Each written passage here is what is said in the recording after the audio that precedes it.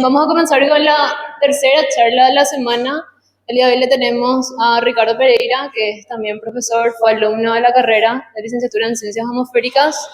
Tiene una trayectoria y conoce bastante el tema sobre sistemas de alerta temprana. Nos va a explicar qué es y cómo implementarlo también en Paraguay. Sin nada más. Buenas tardes a todos. Medio difícil de responder a eso, cómo implementar. Bueno, les voy a estar presentando un poquito entonces algunos temitas respecto al sistema de alerta temprana, más el punto de vista de la reflexión en cuanto a cómo estamos en Paraguay en base a eso. Vamos a comenzar con una parte introductoria primeramente, ¿verdad? Vamos a tratar de hacerlo no tan complejo, pero sí para que ustedes tengan una buena idea de qué es, cómo está Paraguay en eso, cuál es el rol que tienen los meteorólogos especialmente dentro de todo ese concepto, ¿verdad? Hasta hace unos años atrás no se escuchaba mucho de ese vocablo, ¿verdad? Me tocó a mí conocer, digamos, ya en el ámbito laboral, no desde dentro de la carrera, entonces yo creo que es una muy buena oportunidad para ustedes, especialmente para los que están comenzando la carrera, ya que puedan ir conociendo un poco más de qué es lo que de repente van a encontrar el día de mañana dentro del campo laboral y las ventanas que tienen también para poder especializarse al respecto. Bueno, yendo un poco en la parte histórica, vamos a decir de dónde es lo que comienza todo este tema de sistema de alerta temprana. Seguramente recordarán o habrán visto, hay una película sobre esto, el famoso tsunami en Indonesia del año 2004, específicamente en diciembre de 2004, en donde más de 400.000 personas mueren, ¿verdad?, a causa de este tsunami. Y ahí pongo justamente una línea de tiempo y unas imágenes de cómo era la costa de Indonesia en 2023 y un año después cuando arrasa el tsunami, cómo queda. El tsunami se genera a partir de un sismo, digamos, dentro del océano, lo que generan unas ondas y esas ondas nosotros le llamamos tsunami. Y estas son algunas fotos de cómo quedó la zona costera de Indonesia, ¿verdad? Entonces, ¿por qué hablamos de este fenómeno en particular? Porque en realidad fue, digamos, que el evento o el punto de inflexión para empezar a reflexionar y realmente entrar dentro del concepto de lo que son los sistemas de alerta temprana. Antes de eso existían las alertas, habían los avisos, las famosas sirenas, ¿verdad? Eso existía ya antes, entonces por eso pongo ahí, ya se conocían las alertas ante fenómenos naturales. Estamos hablando de fenómenos naturales y en este punto tienen que prestar mucha atención en los términos y en los conceptos de esos términos porque ahí hay una gran diferencia. Posterior a este evento, la gran pregunta es ¿por qué sucedió?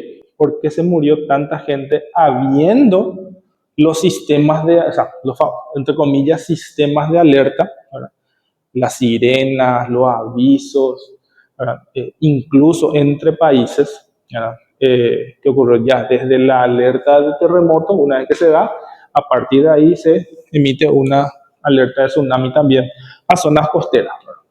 ¿Pero por qué sucedió? Esa pregunta vamos a tratar de responder ya al final, ¿verdad? Porque teniendo toda la tecnología, las sirenas y demás cosas, igual sucedió y murieron mucha gente.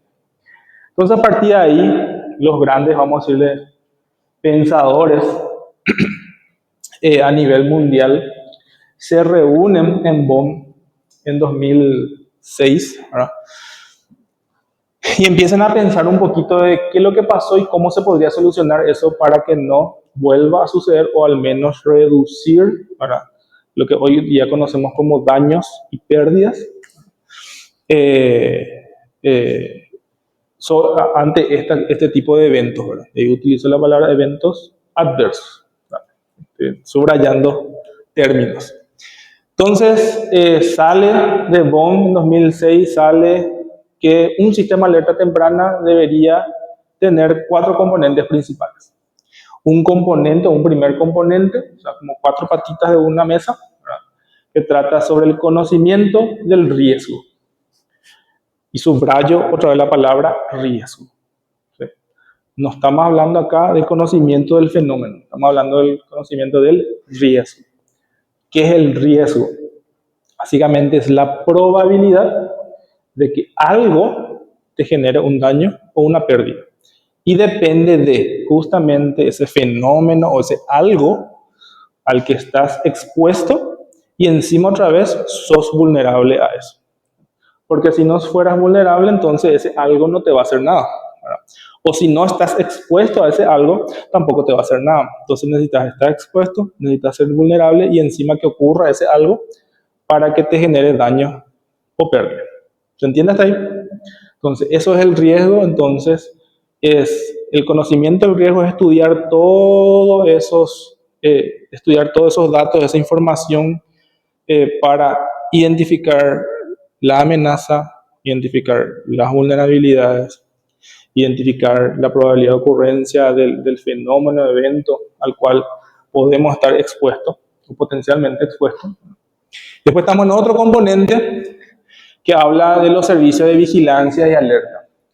Ese es el componente en donde entra más el meteorólogo, especialmente en lo que conlleva a fenómenos meteorológicos, ¿sí? Porque, y vamos a aterrizar un poco más en Paraguay, eh, como otros países de la región, está más expuesto a justamente eventos hidroclimáticos, ¿verdad?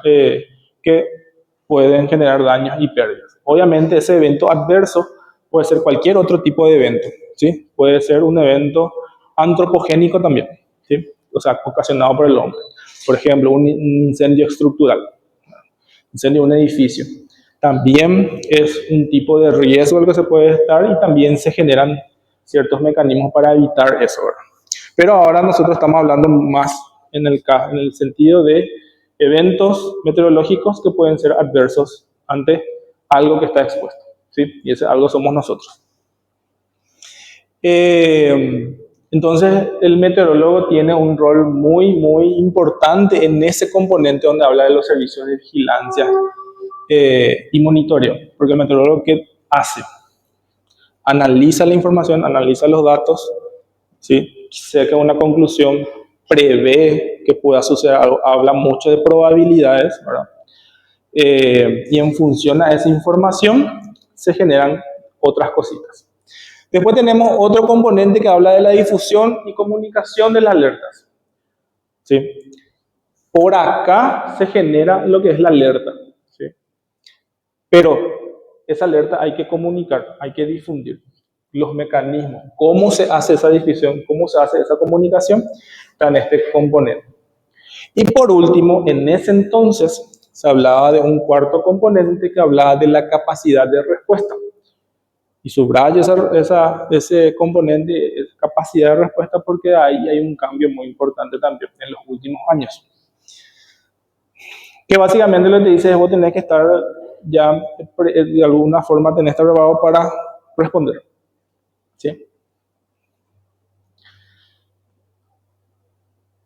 Ahí habla de que también los sistemas de alerta temprana tienen que considerar aspectos transversales como la gobernabilidad y arreglos institucionales y la participación de las comunidades locales. Este es un punto muy importante y voy a ahondar mucho más sobre este tema, porque si bien no es dentro del componente técnico meteorológico, básicamente es el combustible que hace que, digamos, que todo se mueva, ¿sí? Sin esto no se va a mover.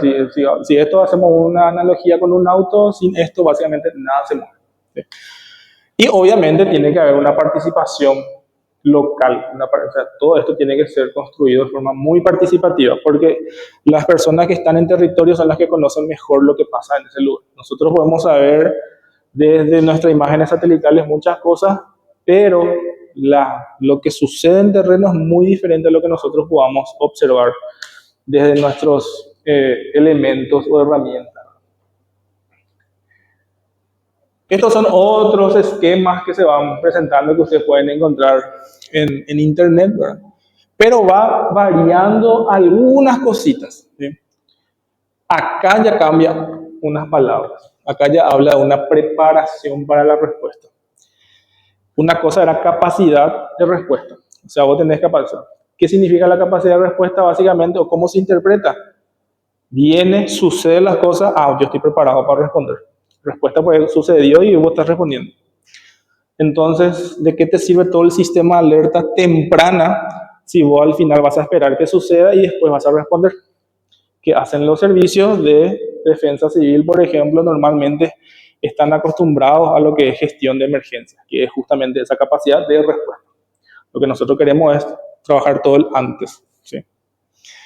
Entonces cambia, digamos que la visión un poquito en este punto y habla ya de la preparación, ¿sí? El antes, prepararse para antes. Pero todavía ahí yo le encuentro un problemita, preparación para responder, dice Real. O sea, vos te preparas, armaste todo espectacular, pero otra vez para responder. ¿Se entiende esa diferencia? Y después al lado, si hablamos de costos, marca los 4 componentes, todo lo que es el componente de lo que se llama conocimiento del riesgo, todo lo que es monitoreo, vigilancia, alerta, difusión, comunicación. Hasta acá vamos a decir preparación para la respuesta, pero eso va muy variando. Y acá tenemos unos montos, un estudio global en donde básicamente lo que nos muestra es cuánto se necesita para poder fortalecer los sistemas de alerta temprana a nivel mundial. Y hablamos de valores por encima del billón incluso, ¿verdad? Imagínense, para lo que es conocimiento del riesgo, habla ahí de 374 millones de dólares. El componente de observación, de la parte de monitoreo, de previsión, 1,18 billones. Acá estamos alrededor de los 550, mientras acá estamos en 1 billón. Imagínense, este componente es uno de los más importantes otra vez. Claro, acá hay mucho de la parte de fortalecimiento tecnológico, acá hay la parte más de capacitación, de entender, estudiar, analizar, y acá es como lo que vamos a difundir, comunicación, ¿sí? Me imagino que especialmente son componentes muy importantes donde se necesita mucho más de financiamiento de plata para poder fortalecer.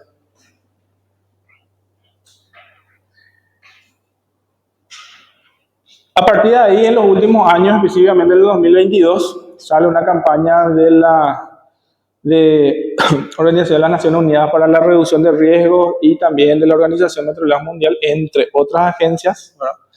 La campaña de Sistema de Alerta Temprana para Todos, donde son un poco ambiciosos, donde ellos dicen la campaña es una iniciativa de las Naciones Unidas lanzada en 2022 para asegurar que toda la población mundial esté protegida por sistema de alerta temprana de aquí al 2027, o sea, de acá a 2 años. Para el 2027, todos los países del mundo deben contar con sistemas de alerta temprana, lo cual es súper ambicioso. O sea, se tiene que inyectar ese estudio de costeo que vimos anteriormente en todos los países para que efectivamente tengamos estos sistemas de alerta temprana. Entonces habla de objetivo de la campaña, es garantizar la cobertura mundial, reducir los daños y pérdidas, que es lo que le está comentando al principio, y obviamente fortalecer la resiliencia. ¿Qué es la resiliencia? Ya escucharon seguramente hablar de la resiliencia, ¿verdad? Entonces, el fortalecimiento de eso. Veamos un poquito más en la parte de plata. Entrando un poco en la plataforma de lo que es la Agencia de las Naciones Unidas para la Reducción de Riesgos de Desastres, si ustedes entran van a ver justamente cómo se distribuye los proyectos, el financiamiento por componentes, si son proyectos de alerta temprana. Yo hice un poco más un zoom a nivel de Sudamérica, habla un poquito, esto no está tan actualizado quizás, pero hasta el 2024 había como 21 proyectos aprox a nivel de Sudamérica, ¿verdad? Respecto a sistema de alerta temprana. Y si hacemos un zoom más a Paraguay, aparece uno solo en el año 2023, que fue otorgada al BID, al Banco Interamericano de Desarrollo, por un monto de $700,000.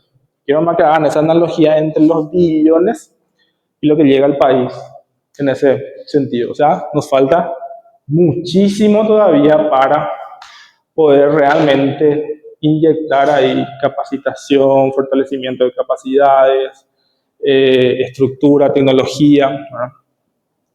En el 2017 también hubo un intento de proyecto, o sea, un proyecto que lo que intentó fue justamente fortalecer los sistemas de alerta temprana en Paraguay, ¿verdad? Un proyecto también con el BID, donde se trabajó en todo un estudio de factibilidad, qué es lo que se necesitaba en cuanto a mejoras, ¿verdad? Y era fue un proyecto el cual hubiera habilitado más de 12 millones de dólares para poder fortalecer el sistema de alerta temprana nacional. Pero lastimosamente no se pudo dar. Algunos avances en Paraguay. Bueno, en Paraguay, si bien oficialmente no tenemos un sistema nacional de alerta temprana, ¿no? Sí hay intentos. Las instituciones públicas algo generan como para poder poner en aviso a la población, ¿verdad?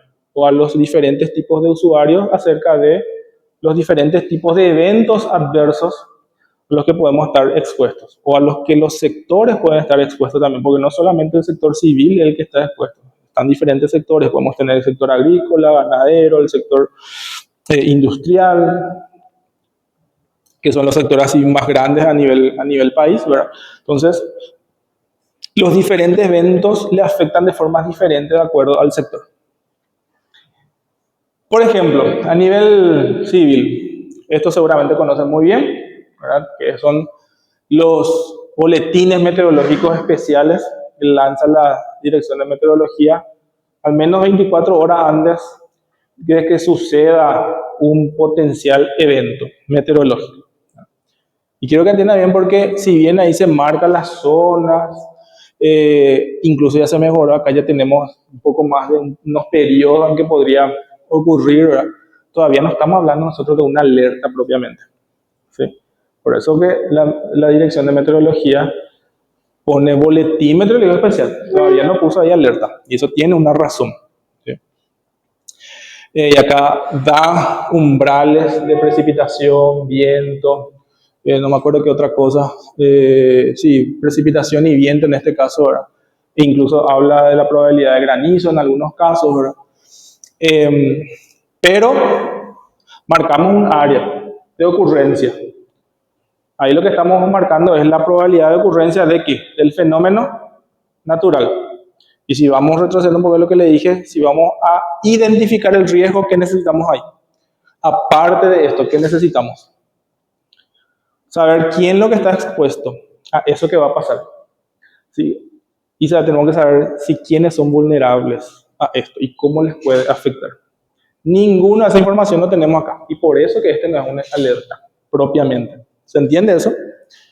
Para tener esa información, ahí no solamente depende de una institución, sino que depende de varias instituciones, de muchas instituciones, porque depende otra vez del sector. Si vamos a ir al sector agrícola, ok, no, acá tiene que entrar el Ministerio de Agricultura, por ejemplo, porque el Ministerio de Agricultura tiene más sectorizado a los, qué sé yo, a la agricultura familiar, a los productores, dependiendo de qué tipo de producción existe en la región, ¿verdad?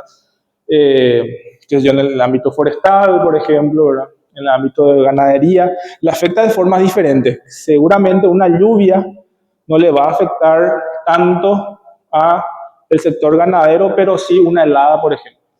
Bueno, depende mucho de qué es lo que, del sector en el que estamos. Entonces, cuando vamos a analizar la vulnerabilidad, depende mucho del sujeto, del sistema, del algo que está expuesto a este tipo de fenómenos meteorológicos, ¿sí?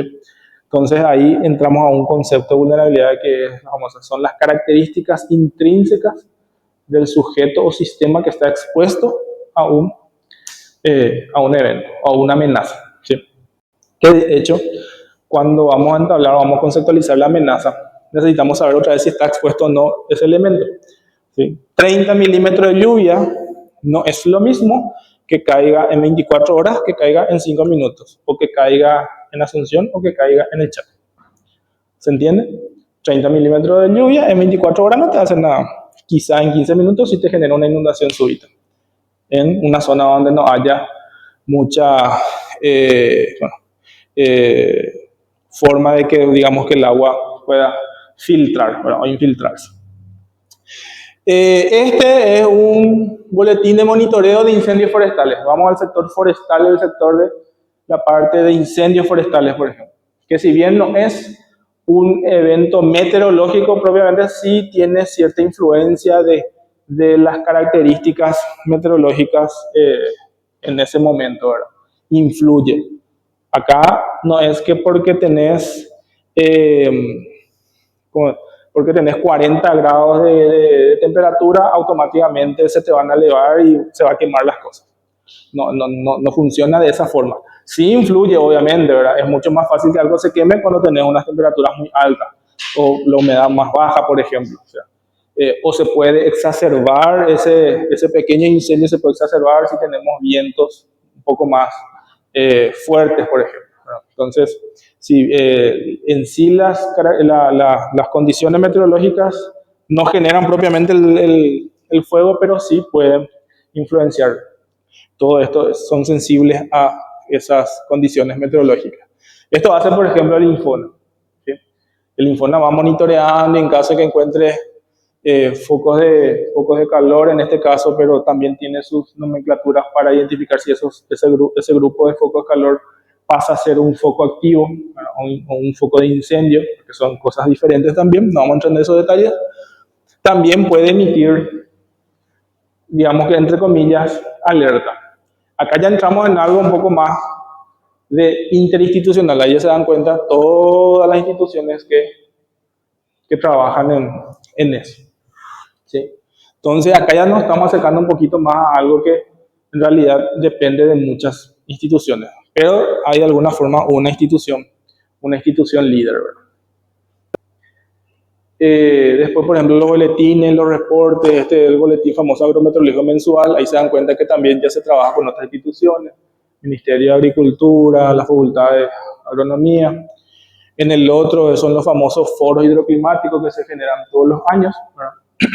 Ahí están todas las instituciones que participan, entre otros tipos de reportes o informes que se generan a nivel del gobierno nacional para poder suministrar información, ya sea para la toma de decisiones, ¿verdad?, de las diferentes autoridades, como para también otras acciones. Pero de ahí a que se haga algo, ahí ya.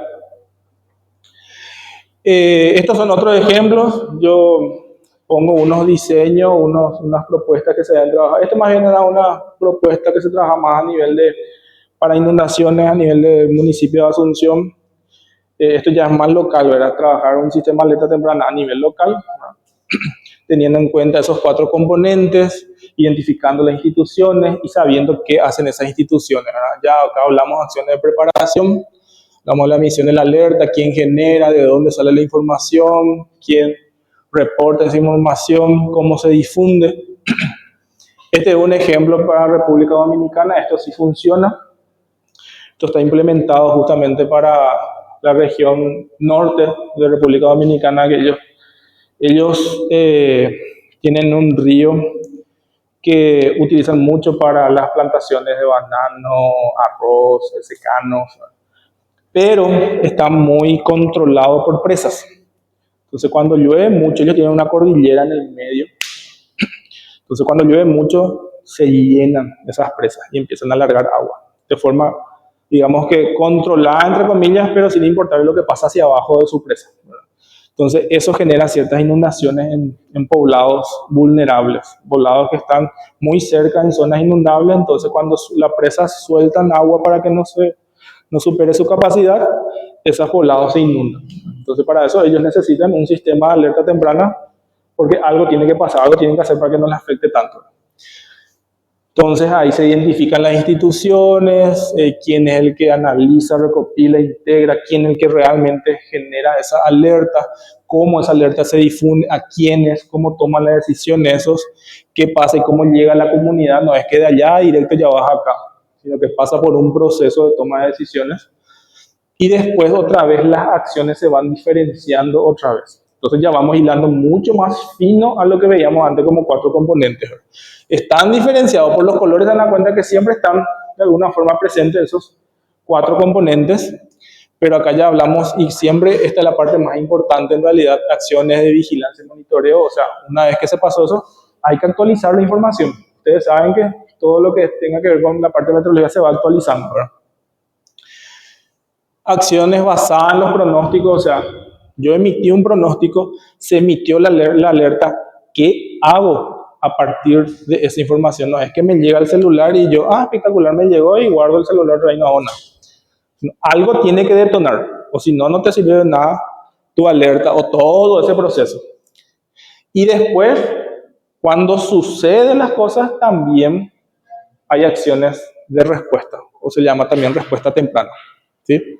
Entonces ya no estamos nosotros a la capacidad de respuesta nomás, ¿sí? No es que vamos a prepararnos nomás para que cuando sucedan las cosas, ahí recién responder. No, tenemos que hacer, primero, ir actualizando la información. Segundo, ya hacer cosas que mitiguen, reduzcan el riesgo que nos dañe algo, ¿verdad? Y si es que pasó algo, entonces responder efectivamente. Son 3 pasitos muy importantes y todos están bien diferenciados. Entonces, vamos a la pregunta de por qué lo que es necesario, entonces, un sistema nacional de alerta temprana ante múltiples riesgos. ¿Sí? La palabra riesgos. En algunos casos van a encontrar en internet múltiples amenazas, pero yo creo que lo correcto es más hablar de riesgo, porque si va a ser amenaza nomás, ok, vamos a emitir, qué sé yo, le va a venir una tormenta, punto. ¿Qué haces con eso? Cuando hablas de riesgo ya hilas un poco más fino, ya estás caracterizando mucho mejor todo. ¿Por qué en Paraguay? Bueno, hay evidencia en Paraguay de que cada vez tenemos más eventos meteorológicos, climáticos, hidroclimáticos extremos, ¿sí? Esto es un pequeño gráfico de la fuente.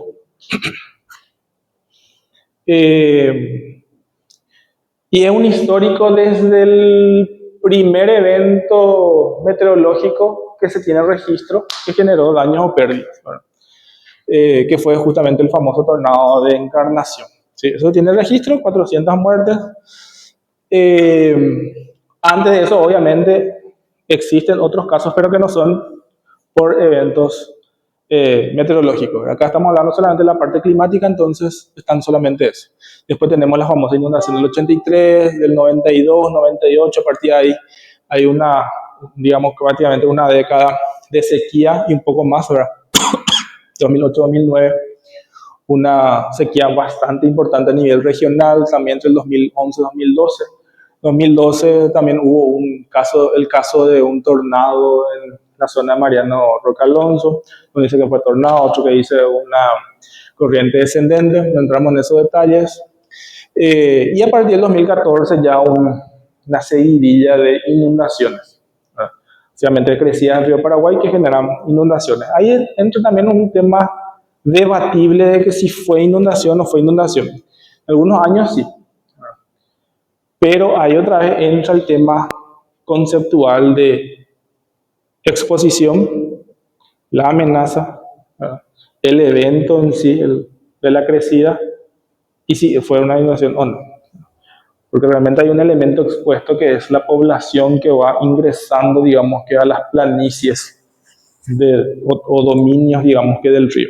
Y normalmente el río tiene que tener un ciclo en donde sube y baja, ¿sí?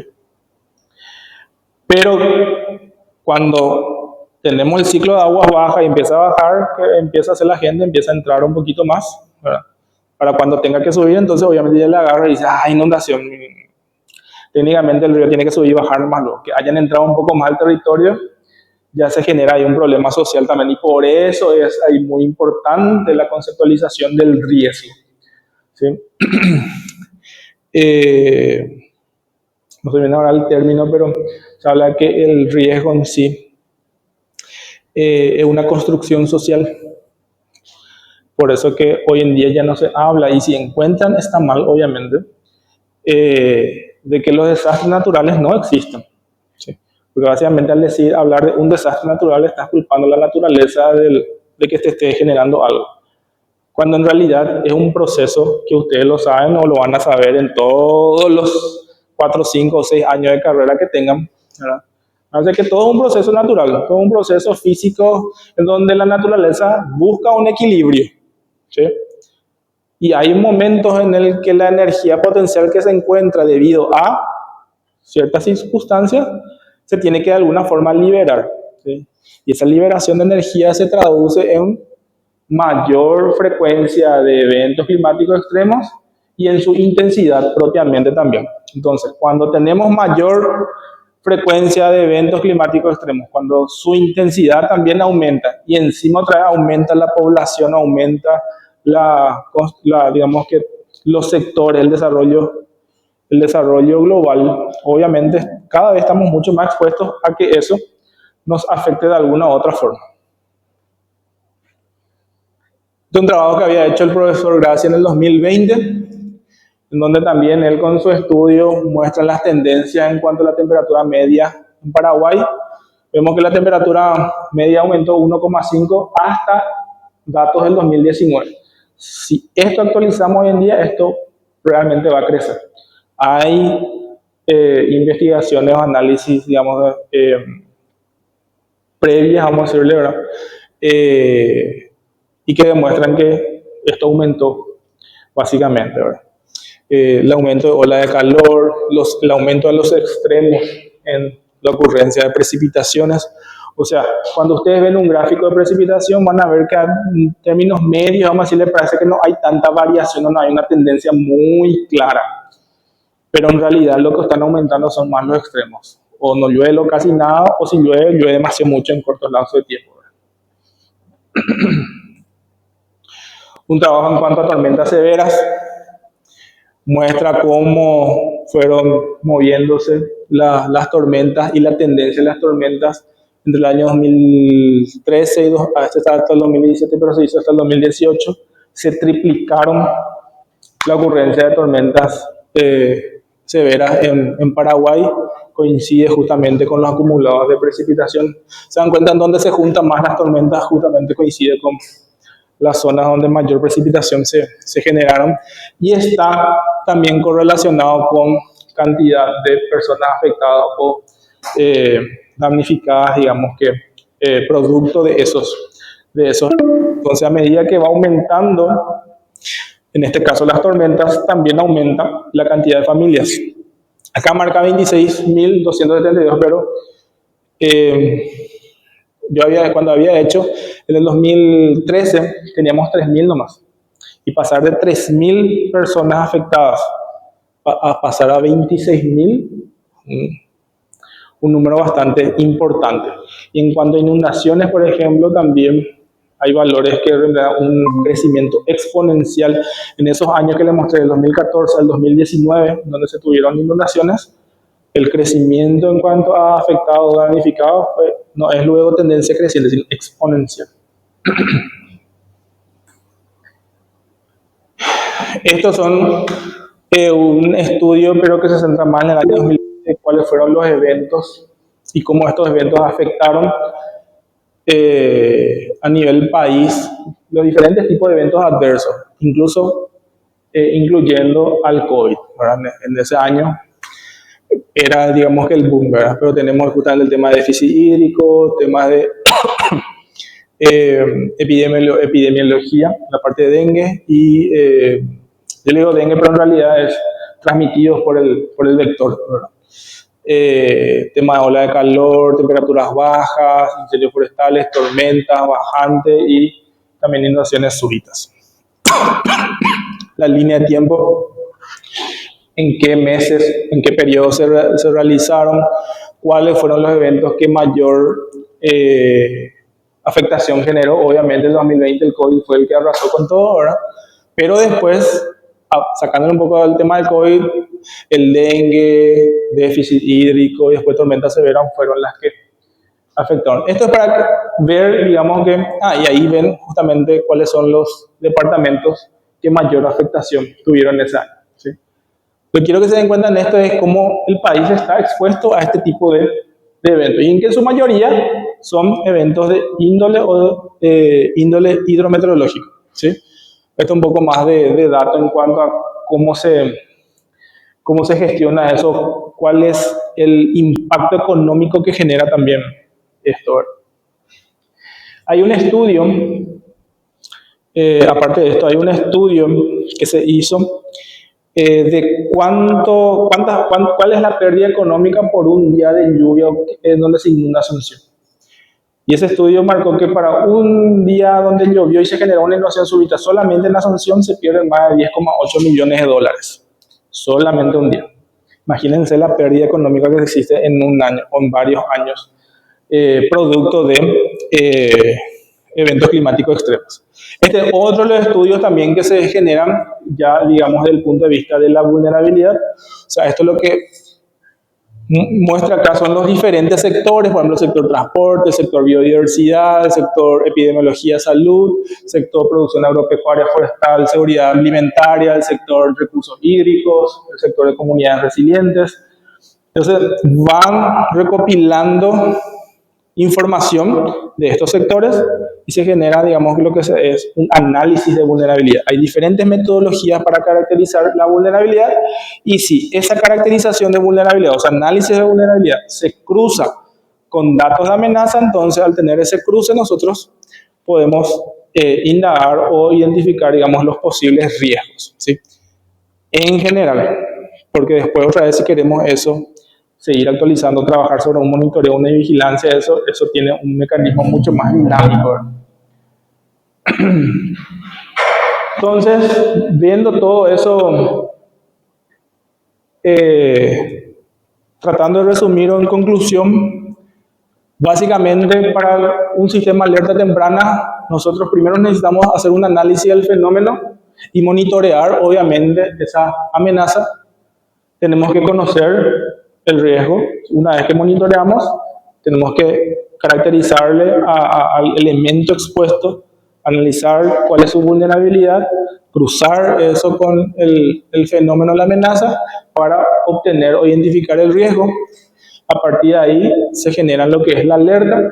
Hay otra vez todos unos pasos en detalle para armar una alerta.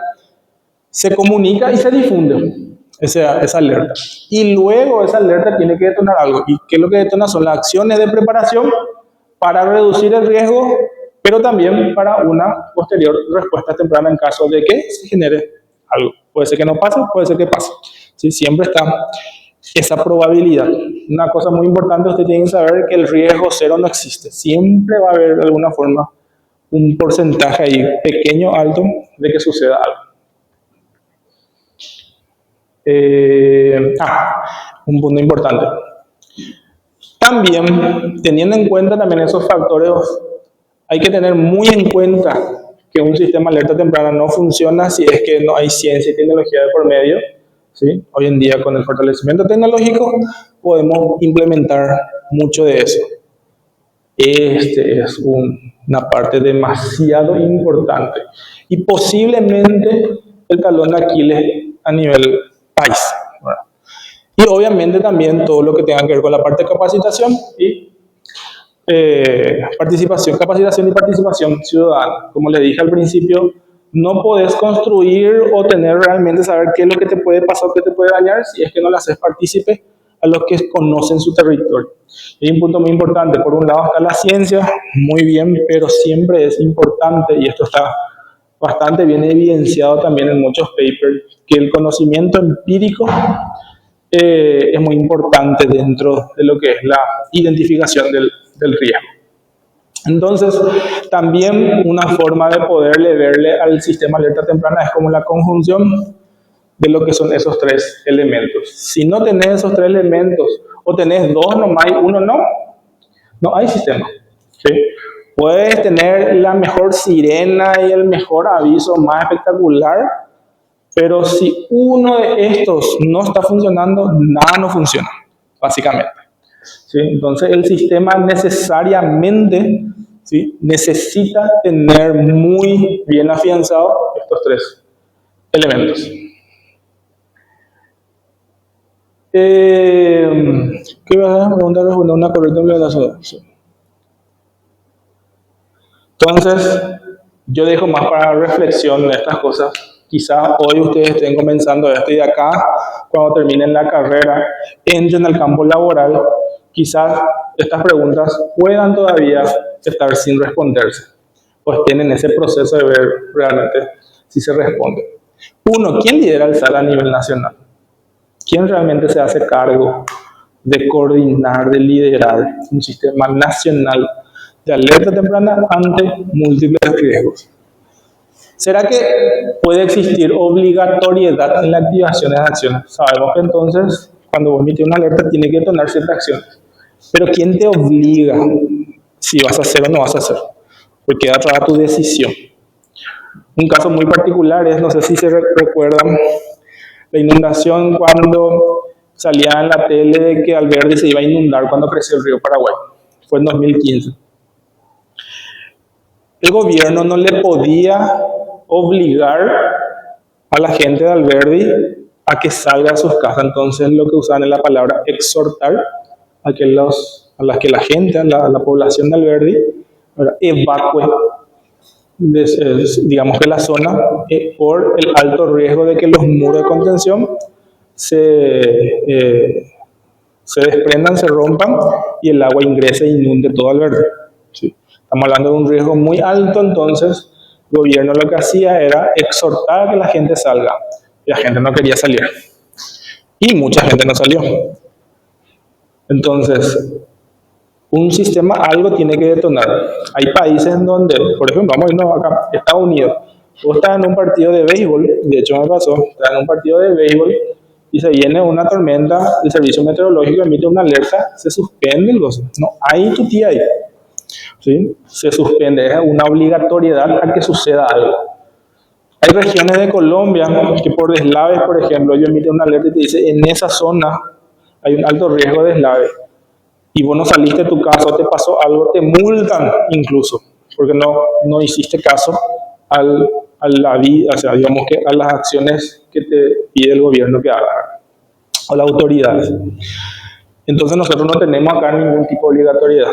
¿Sí? Hoy a mí me llega la alerta de la DMH o sea cual sea la alerta y miro en el ex, hoy día Twitter, ¿verdad? Y, ok, bueno, queda bajo mi responsabilidad si igual salgo a jugar partido o me quedo en casa.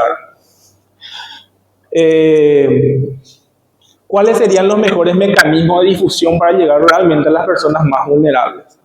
Mucho en estos años escuché, sí, vamos a implementar que le llegue al celular y que no por internet, vamos a quitar en las redes sociales.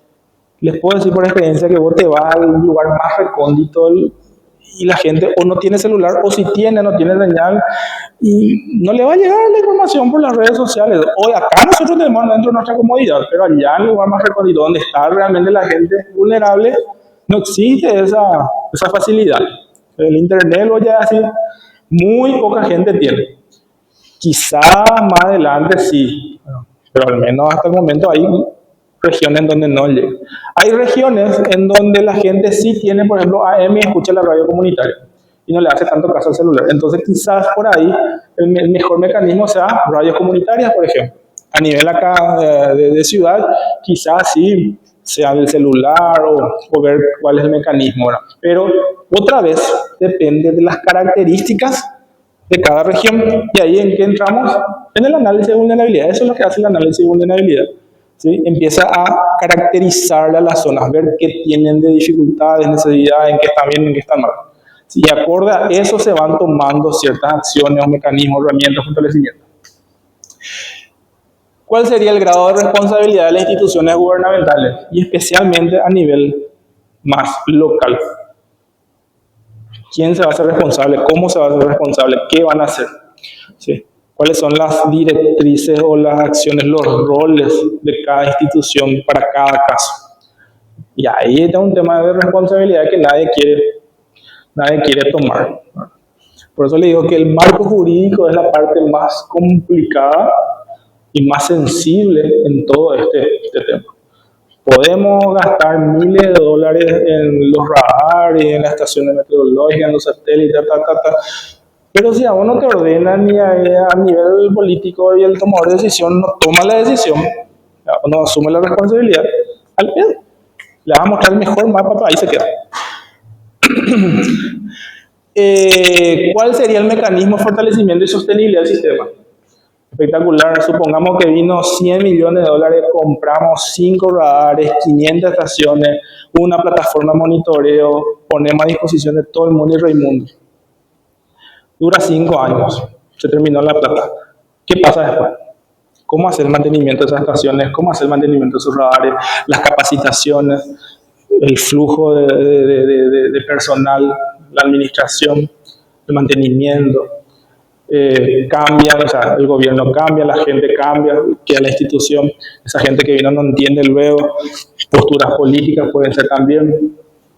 O sea, esa es realmente la parte más complicada, que quizás no sea algo técnico, pero que en el caso de que ustedes trabajen el día de mañana en cosas de esto, se van a tener que enfrentar y buscar alternativas o mecanismos para poder llegar, digamos. Entonces, esas son las preguntas que quedan ahí como para reflexionar y seguramente de acá a unos años van a acordar que va a ser difícil todavía responder a eso.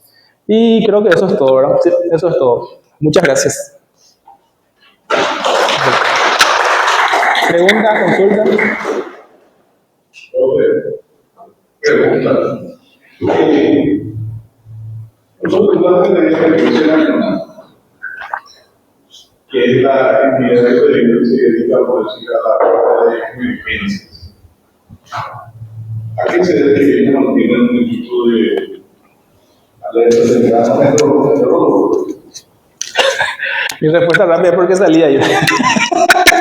No, en realidad yo estuve mucho tiempo ahí, estuve por 7 años, o sea, en ese entonces no existía luego nada de eso, entramos y creamos lo que era el Departamento de Alerta Temprana, después que se convirtió en la Dirección de Manejo y Control de la Información, y básicamente pasa por la toma de decisiones.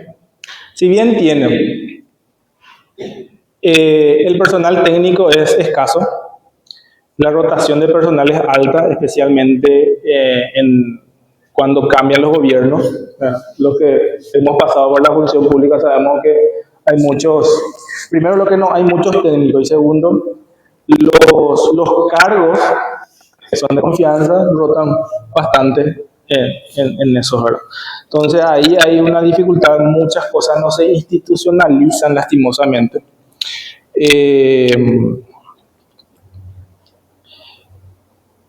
Y aparte de eso, si bien ellos pueden hacer, digamos, teniendo todo eso en cuenta, como les estaba mostrando, el sistema en sí no depende exclusivamente a través de ellos, aunque si vamos a irnos al análisis del marco jurídico, algo que yo no toqué en este punto, pero si vamos a ir a un análisis del marco jurídico, de hecho se había hecho en su momento, ¿verdad? Es la CEN quien debería emitir una alerta. Artículo 4, inciso A, creo que dice que ellos tienen el poder de tener que identificar el riesgo y que para eso tienen que recabar toda la información. Tienen el poder de recabar la información de la institución que sea.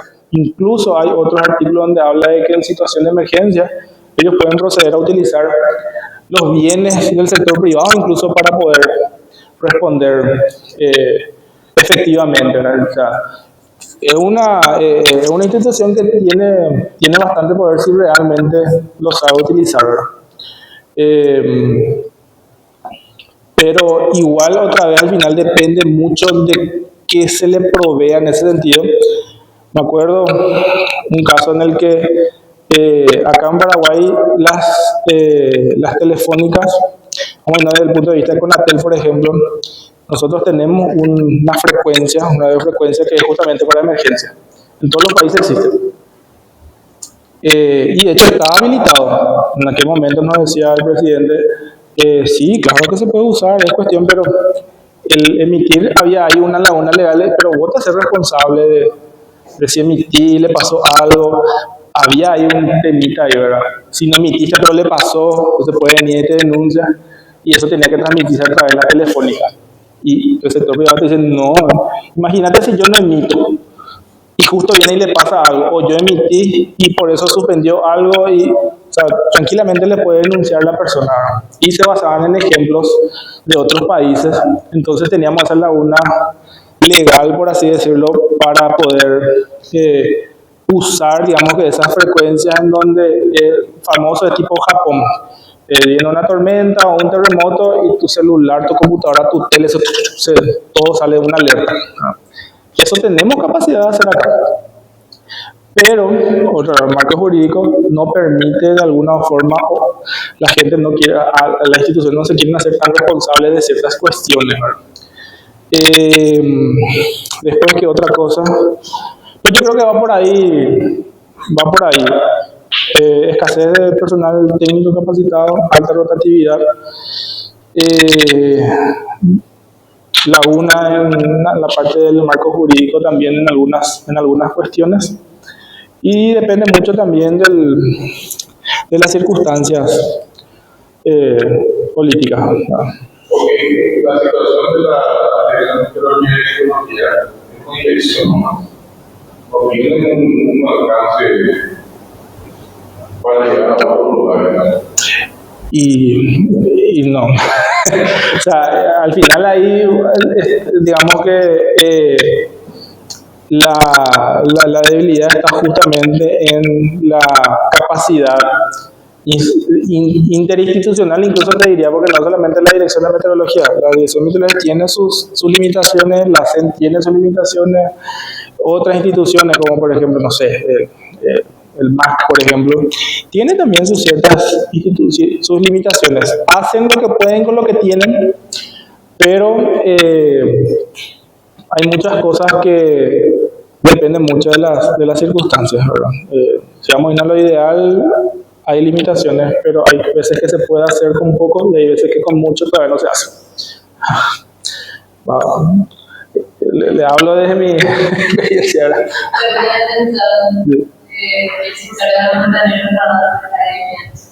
Eso tiene que preguntarle a la DMH, ¿verdad? Yo no puedo responder eso. Entonces, de 1926 hasta 2025, el pintado del jurídico, diríamos que tenemos posibilidad de un avance tecnológico con el actual. Sí, hay. De hecho, que cada vez más hay mayor disponibilidad de herramientas, plataformas, información de lo que hubo hace 10 años atrás. Hace 10 años atrás nosotros no sabíamos lo que era la inteligencia artificial, lo veíamos en una película, hoy tienen la inteligencia artificial que compila y te resume un volumen enorme de información, te busca, te facilita muchísimas cosas, ¿verdad? Hoy en día existe muchas más plataformas de lo que existía antes, en donde ustedes pueden entrar y ver las cosas de forma mucho más fácil. Imágenes satelitales de mayor resolución, diferentes tipos de sensores, información meteorológica en tiempo real.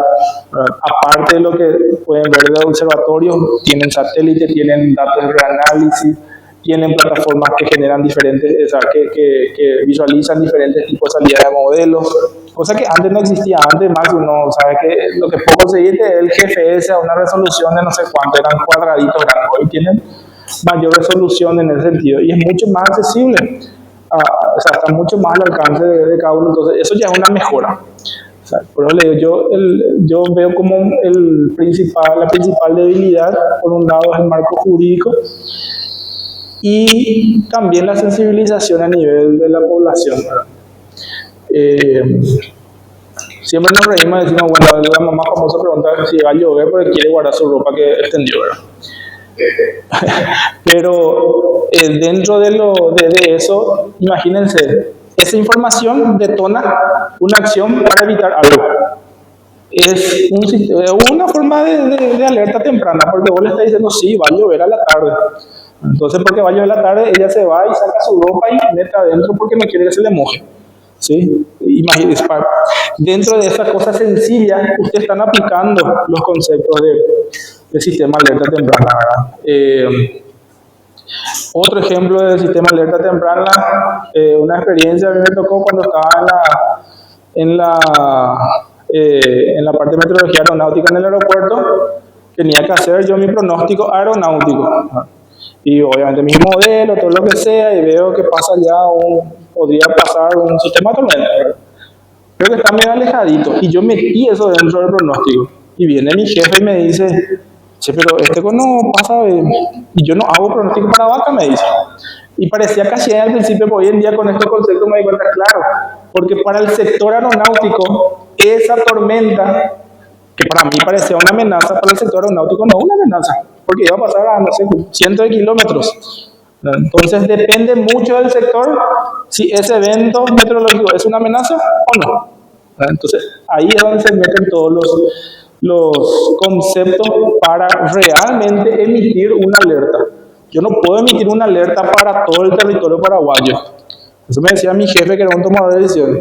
Ricardo, vos no podés decirme que toda esta región va a venir la tormenta y me va a destruir, porque significa que yo tengo que gastar 10.000 millones de guaraníes para poder mandar gente, llevar chapas y esas cosas.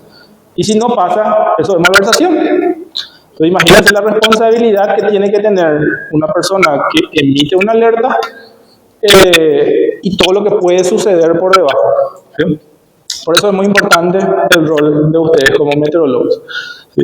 Por eso que la carrera se llama también licenciatura en Ciencias de la Atmósfera y no solamente meteorología. Porque ustedes realmente van a salir con las bases para estudiar las diferentes ciencias y ver cómo esas ciencias generan sinergia y cómo esas ciencias pueden, digamos que, encaminarse a las diferentes ventanas laborales que hoy en día tienen. Antes no existía tanto, hoy en día tienen mucho más oportunidades. Es cuestión de que sepan buscar nomás, ¿no? Pues hacia el sector agro, el sector espacial, el sector aeronáutico, el sector de pronóstico, el sector investigativo. Hay muchísimos, cambio climático. Hay muchas ramas. ¿Tienes una idea de cuánto dinero le cuesta a la CEN movilizarse cuando hay una alerta? Depende mucho de la región, de muchos de los casos, pero es mucho. Pero si hay un aproximado que se dice que vos podés gastar, o sea, por responder, gastas $7, mientras que editando o preparándote puedes gastar $1. O sea, esa es la relación que existe, digamos, que en promedio. Entonces, es necesario para hacer una alerta temprana. Es pequeño en comparación a la cantidad que se pierde anualmente a nivel global, producto de los fenómenos, de la afectación de los años perdidos. Es muchísimo. Estamos hablando de miles de billones otra vez. Siento que involucra mucha plata porque no hay un interés político de legislar. Pregunta compleja. Yo creo que tendremos que poner dentro de esas preguntas y ver si se puede responder en algún momento.